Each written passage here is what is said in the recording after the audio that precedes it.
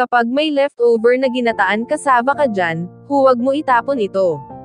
Tara, gawin natin masarap na dessert ito.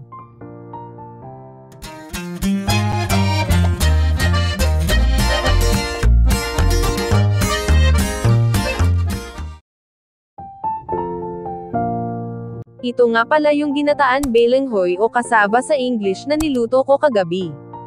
Tapos may natira pa. Tapos nanghihinayang ako kasi marami pa siya. Kaya naisipan ko na lang gawing masarap na dessert ito. Umpisahan na natin. Una, piliin natin yung hindi maitim o hindi gaano sira at ilipat sa isang lagayan. Kasi itong maitim na balanghoy o kasaba ay malapit na siyang mabulok, kaya piliin lang yung okay pa sa tingin mo. Durugan natin ito gamit ang tinidor. Hanggang sa siya ay mapino. Medyo mabagal nga lang kasi medyo matigas ang ibang klase ng kasaba dahil sa ganot nito.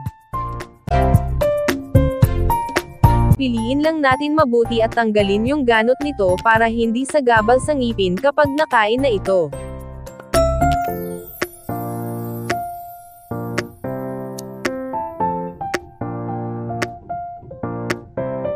After na madurog mo ito, hindi maiwasan talaga na may bilog-bilog pa natira.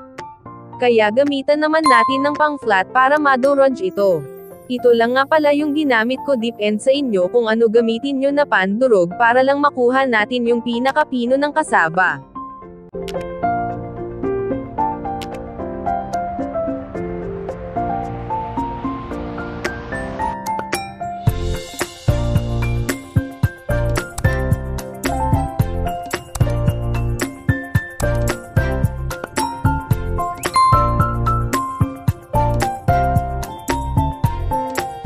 Pagkatapos magdurog, gamitan natin ng kutsara para tanggalin natin yung dumidikit na kasaba. Kaserola.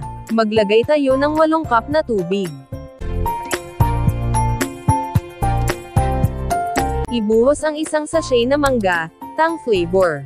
At haluin hanggang sa siya ay matono. Ibuhos ang white gulaman flavor at haluin hanggang sa siya at matuno. Ilagay ang isang can na condensed milk. Isa lang sa apoy.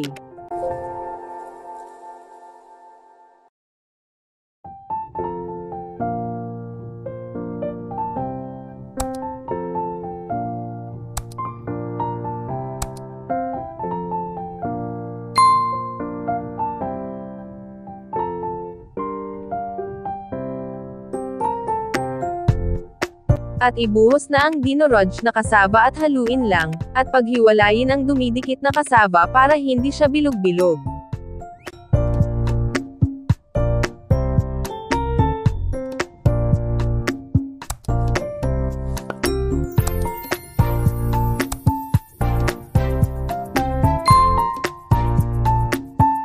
Nilagyan ko siya mani, option lang ito kung gusto nyo lagyan ng mani, okay naman, masarap, malinamnam, at masarap din siya kahit wala siyang mani na toppings.